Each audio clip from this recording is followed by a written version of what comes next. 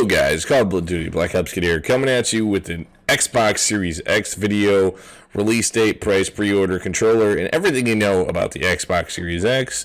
You may want to make sure you subscribe to the channel because we just covered everything for the PlayStation 5 that we all know, games and all that kind of stuff. So you'll want to check out this video. Check out the next one. We're going to be having a video about the Xbox Series X compared to the PlayStation 5, what's going to beat it, what has better performance, and much more. So just stay tuned for that video. So first, let's talk about the console itself. The Xbox Series X is the fridge of the competition, keeping things cool and keeping PlayStation 5 on its toes in terms of performance. The Xbox Series X, new consoles or anything like that, it doesn't have an official price, but we can always make an assumption on one. The original Xbox One and Xbox One X launched for $500. Xbox Series X could launch for $399 to undercut Sony's potential price of $499.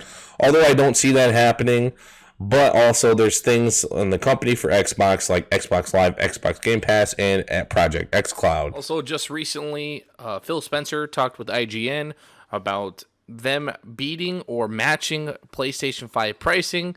If it was low enough, they will match it to the nearest dollar, they said.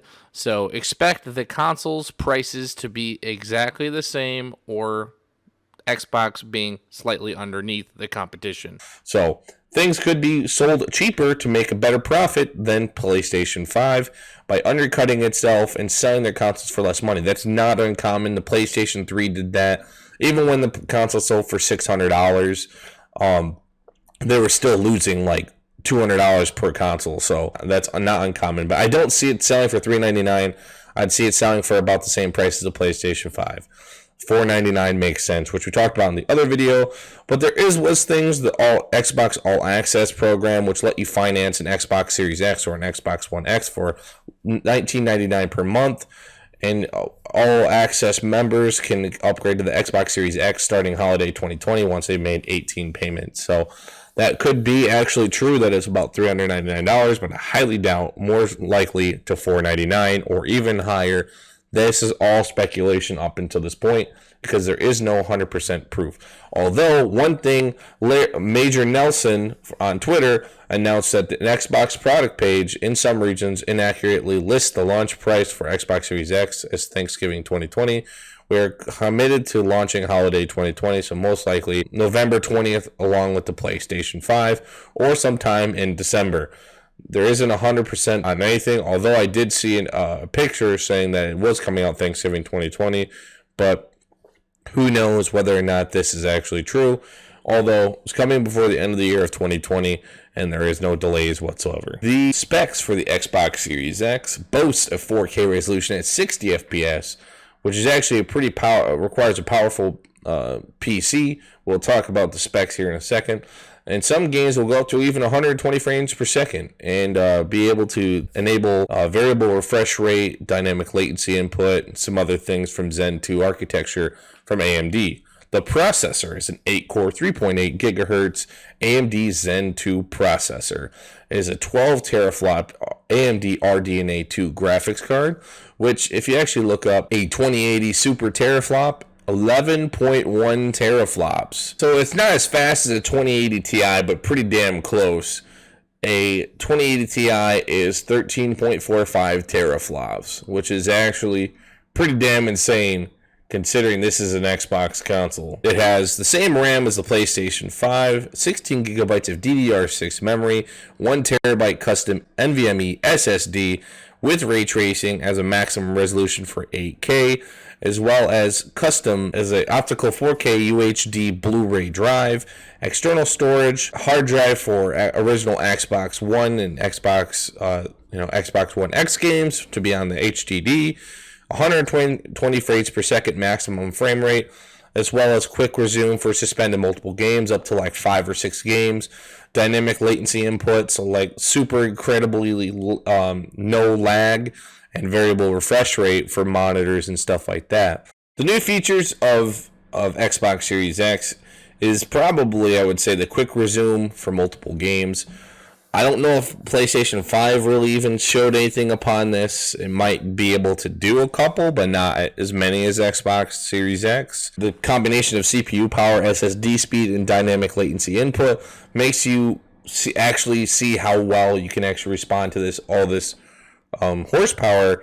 Being able to feel like you were around the corner and you didn't get around the corner, you can actually feel like you're actually hitting the buttons on time. Not that that was necessarily a latency input, but now it's going to be less than a frame per second, less than a millisecond of latency is what they've been claiming to say. Also, there's going to be an enhanced 3D audio, ray tracing as well for the Xbox Series X, brought to AMD, as well as PS5 has this as well.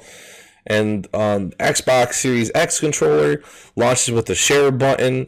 There's going to be a whole new UI for the Xbox Series X, completely new, a devised D-pad, more like the enhanced with the Elite controller. Also going to be able to work with Bluetooth with the Windows 10 PCs. Pretty much the same size. It's exactly the same size as the Xbox One controller. There's a lot of crazy things coming out for Xbox Series X in terms of its console. Not to mention they're doing full backwards compatibility with all of Xbox One games, as well as a lot of Xbox 360, Xbox original games, which they're planning on making all Xbox and Xbox 360 games backwards compatible. Also, they have a smart delivery system where if you buy a game on Xbox One, you don't have a problem with getting that game on Xbox Series X, or even being able to enhance it with the Xbox One variant of that same title for the Xbox Series X. There is a lot of great things in terms of advancing to the next station, whereas PlayStation, they're only choosing a top 100 scenario for their PS4 games, and pretty much no backwards compatibility with their PS3, PS2, and PS1 titles.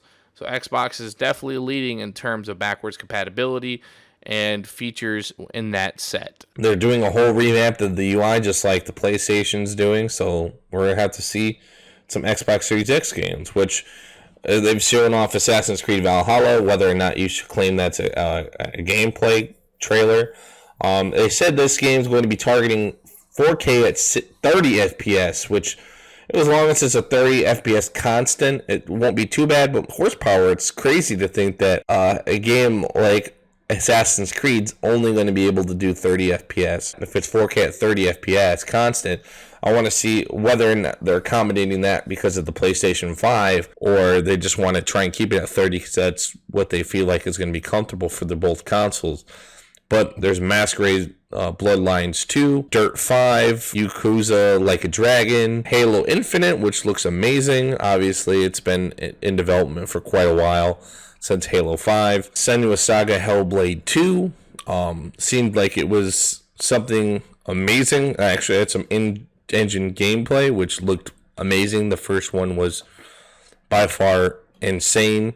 The company is committed to bring out games for both Xbox One and Series X for the future. In contrast, Sony envisions the PS5 exclusive titles that won't get PS4 releases at all. The bottom line is Microsoft seems to be interested in putting out the exclusive titles on a wider variety of platforms, the Xbox One, Xbox Series X, and PC. There are still a lot of games that Xbox is actually still working on and working titles, as well as Xbox Series X. There's a lot of cool and interesting games that are coming out for the Xbox Series X, but not as many bangers as the PS5 has announced, especially with Demon's Souls and some of the other PS5 exclusives.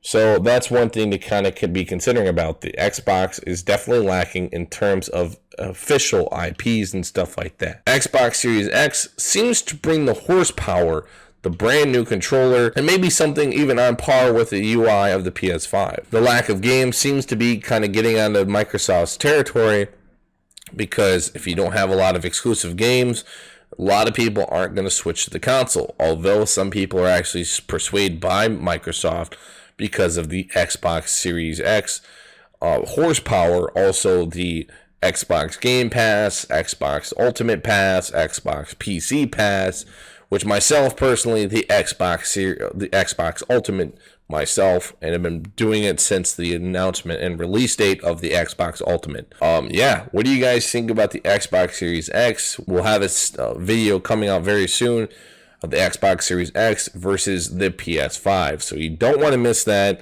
And we will see you guys in the next video where we talk about the Xbox Series X versus the PS5 and which one wins. Thank you guys so much for watching. See you in the next one. Bye-bye.